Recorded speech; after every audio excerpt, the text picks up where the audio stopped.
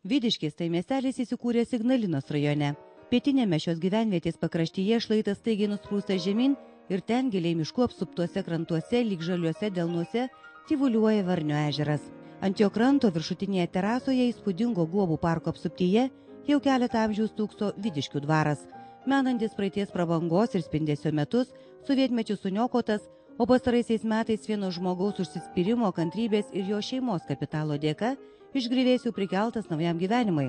Restauruotas ir vėl spindėdamas prabangą, dabar dvaras naujojo šeimininko lūpomis pasakoja išgyventą istoriją. Dvaras priklausęs ponui Ragožai rašytiniuose šaltiniuose minimas nuo 18 amžiaus, vėliau jį valdė grafas Liudvikas Pleteris. Tačiau šių valdų suklestėjimo ir prabangos metais siejami su garsios ir itin turtingos giminės atstovo Jono Kamienskio vardu. Jį nupirkęs dvarininkas permatavo valdas, pastatė riboženklius ir pradėjo dvaro sodybos pastatų rekonstrukciją, kuri buvo baigta 1831 metais. Tai liudija iki šiol ant ledainės sienos išlikęs užrašas, kuris rastas nuvalius seną tinką.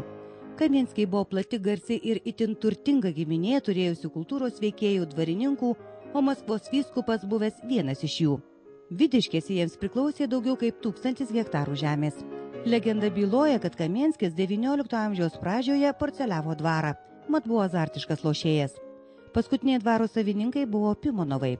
Kada Dorochovas vedė Pimonovaitę, jam šis dvaras atiteko kaip žmonos kraitis.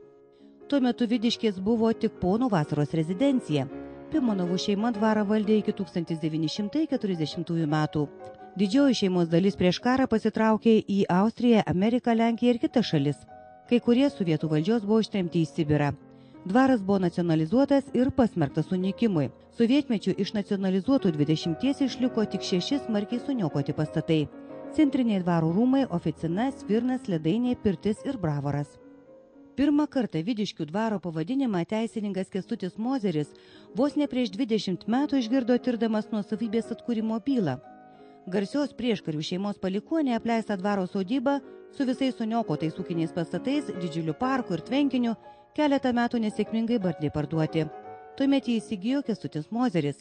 Kadangi neturėjo nei lėšų, nei vizijos, ką su šiuo turtu daryti, apkopti ir užkonservuoti pastatai savo atgimimo lūkuriavo apie 10 metį. Liūdnam stovi čia viskas buvo. Čia dabar, kaip jūs matote, čia yra. Čia net pažintų nei iš išorės, nei iš vidaus. Labai sunku būtų atpažinti. Tiesiog labai didelį transformaciją vyko. Tai, na ir paskui, kaip manau, čia vienas prietelius, dabartinis nacionalinio parko direktorius, visą laiką sakau tą frazę už tai, kad jinai labai tipiška. Emanuelis Leškevičius sako, tau jisai Kęstuti kaip lagaminas be rankenos. Išmest gaila, o nešt nepatogu. Ir iš tikrųjų, toks jis man ir buvo kaip tas lagaminas be rankenos. Na, per daug sąnaudų nereikalavo, tai jis buvo.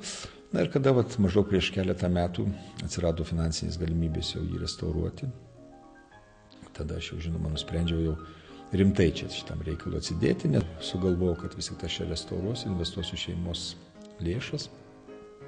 Už tai, kad vis tik tai, jeigu man likimas jau davė tokį daiktą, aš norėjau atsakingai tai pažiūrėti ir aš nusprendžiau restauruoti. Tai tokia istorija jo įsigijimo.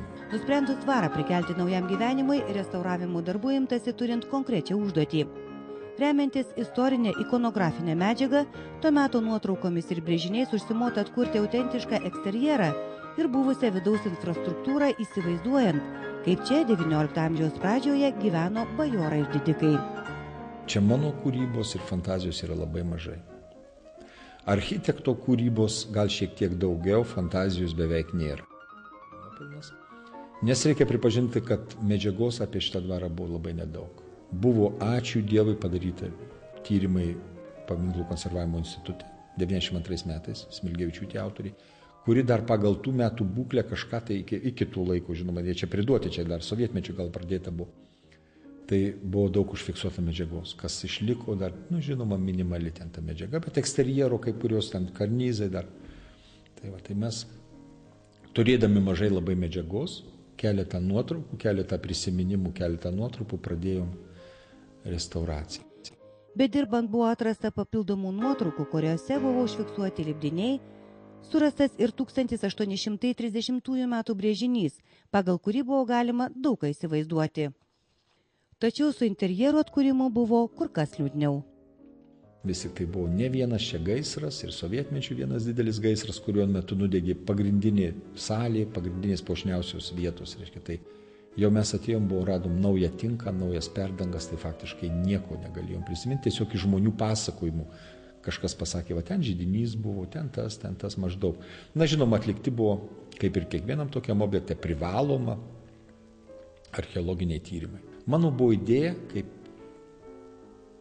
savininko ir kaip, nors čia ir galbūt dar pradžioje lygtai apie verslą gauta, bet buvo pagrindinė mintis, pagrindinė idėja, nežinau, kodėl man toks užėjo toks, kad vis tik tai, jeigu jau man Dievas davė tokį kabaliuką 19 amžiaus Lietuvos ar 18, aš turiu jį atkurti autentiškai. Mes Lietuvoje esam tikrai, negalim labai didžiuotis didelė tokia materialinė kultūra dėja, karai, viskas griuvimai.